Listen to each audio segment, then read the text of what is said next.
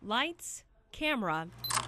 It takes a team to market this fan, but at Vornado, it takes an army of people just to make one. And it starts with this man. Glenn Ediger, Director of Design, Research and Development. All of Glenn's designs begin as ideas. We have computer programs where we digitally rotate, revolve things, stretch things, shape things. Glenn builds the model inside a three-dimensional computer program. Different colors designate the various parts. You just build this just like a Lego block. It's Leonardo that brings Glenn's design to life. These are three-dimensional printers that we take the digital models that we have made in the computer, send them up here. Leonardo works 60 hours a week creating models that will be tested. Designs that work are sent off-site for production. These Vornado fans are assembled in this warehouse just a few hundred yards away from the design center. But the plastic pieces are made elsewhere, many of them right here in Kansas. We wouldn't have a company without people putting product together.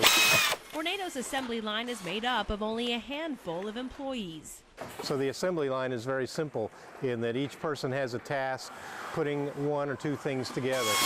The line starts with the fan's base. We press the blade on the motor. Every product we make moves air and has electricity going through it.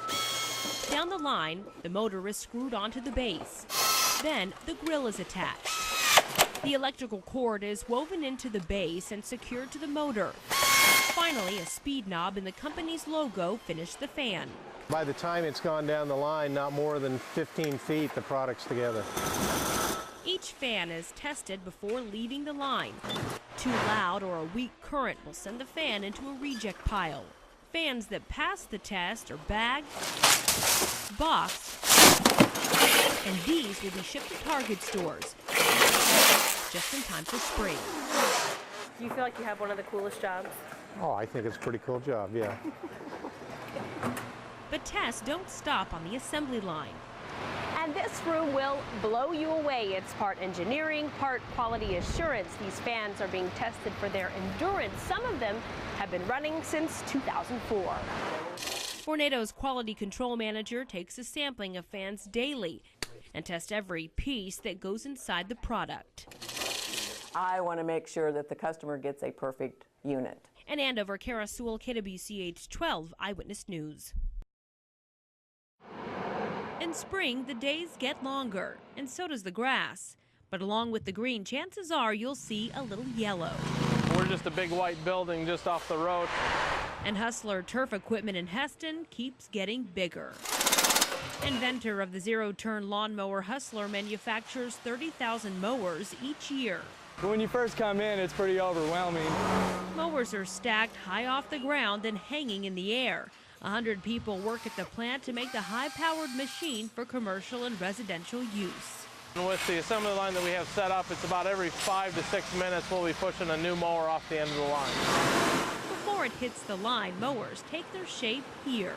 We start off with flat sheets of steel, and you walk through and you see it being fabricated, welded. Steel is cut, then bent using a machine. It's guided by human hands. Each bend must be precise or the operator starts over. The pieces are welded together, making up the mower's base before being hung on a paint line that moves 7 feet a minute and runs 20 hours a day. A powder coat system paints the pieces in seconds. The powder is actually bonded to the metal so that if you get a chip in it or something, rust won't leach underneath the paint like it does with the normal paint system. It comes out of the paint booth and goes into an oven where the paint is cured at 350 degrees. Folks here at Hustler call this the racetrack. This is where the mowers are finished being assembled. During peak season, they can produce more than 200 a day.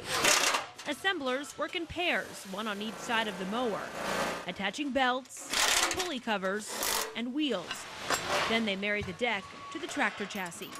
It might look like the same mower going down the line, but there's 80 different variations of some of them.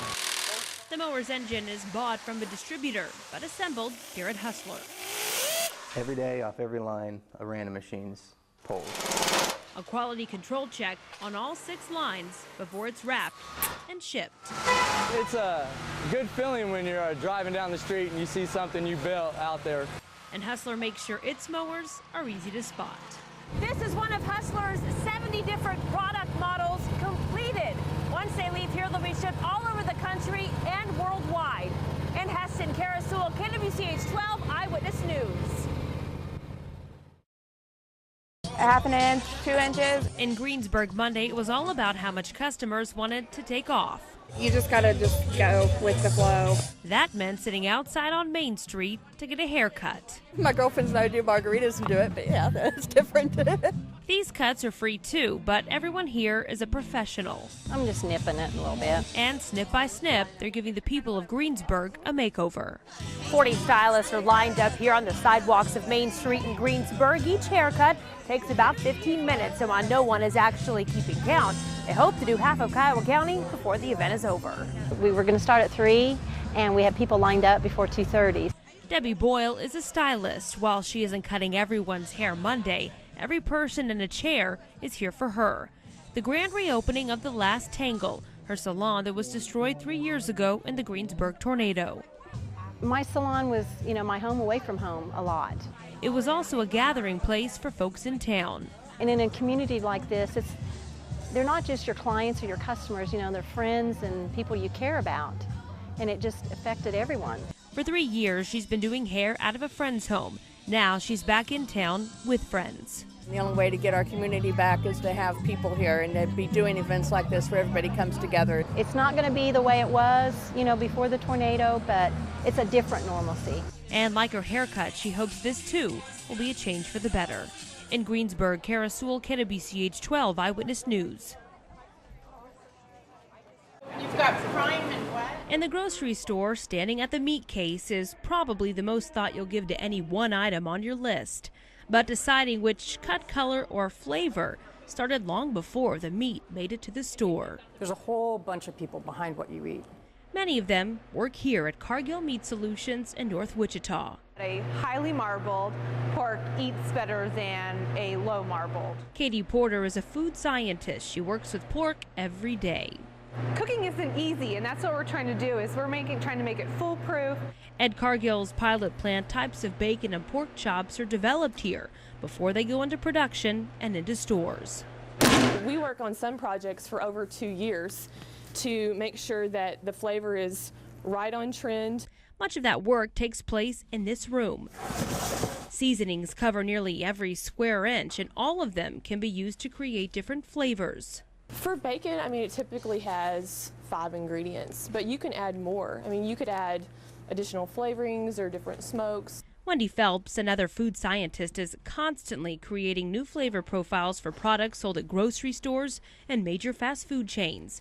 And what she and her team develops is often sold for millions of people to consume. This is serious stuff, yeah. Once Wendy is ready to test a flavor, she moves to Cargill's prep room, kept at a chilly 40 degrees to prevent bacteria growth. Every sample that we make, we have to taste it to make sure that it tastes okay or it meets the consumer's criteria. Flavor is added to this rack of pork using an injection machine. Wendy will try different amounts of brine before coming up with one she believes consumers will enjoy eating. After the meat is injected, it's put into a smoker for more flavor. Once it's cooled, food scientists cut the meat and package it. The process is done repeatedly to make sure it comes out the same every time. If we put on the package that it's going to last for 30 days, then we test it here in our labs and also by eating it to make sure that it really is going to last. Cargill keeps retail cases inside the plant to observe the meat's color as it ages. Scientists say consumers purchase meat based on its color. But before a product ever hits the mainstream, it has to go through a consumer taste test. Consumers are served the test food in a red-lit room to prevent any bias from the way the food looks. Then they're asked a series of questions about what they just ate. After winning approval in dozens of taste tests, the pork faces one more challenge. This is the box I'm given. Now, what can I do? Janet Bourbon creates recipes using the new product. I have to step away from what I think would be good and kind of think what is going to appeal to that end user. Many decisions behind a product so that hopefully shoppers will decide to buy it. In Wichita, Kara Sewell, KWCH 12 Eyewitness News. It'd be 1507. In Ark City, you go to Bryant's for two things: hardware and the atmosphere. Have a good day. You walk as slow as you can and you observe. Guys love it. This is like like hardware heaven. Tools cover every square inch of wall space.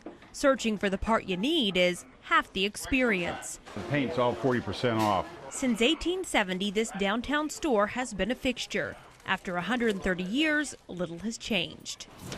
Saturday, customers like David Meeks are buying in bulk for good reason.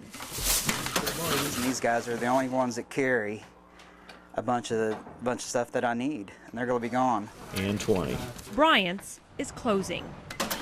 Declining sales and a defaulted loan forced a local bank to take over the store. Merchandise is marked down to move. I missed waiting on the customers. I had a lot of fun with them. The weights are going to be on that now that the scale's been sold. Lynn Woodworth knows the ins and outs of every aisle. 15 years working at the store, what started out as a hobby is now a second career. Half price of that, you estimate the weights. The business was based a lot on friendship. It wasn't just somebody that was checking you out at the counter. It was somebody that you knew. Down-home service. You're losing it. You're losing it day by day. I guarantee you. It's not just customer service that the community is going to miss out on once Bryant's Hardware closes. It's getting harder and harder to find an individually sold roll pin. As the store clears out, so do the one-of-a-kind items. But Woodworth says he'll be here until the last one is sold. It meant a lot to the community. In Ark City, Kara Sewell, KWCH 12 Eyewitness News.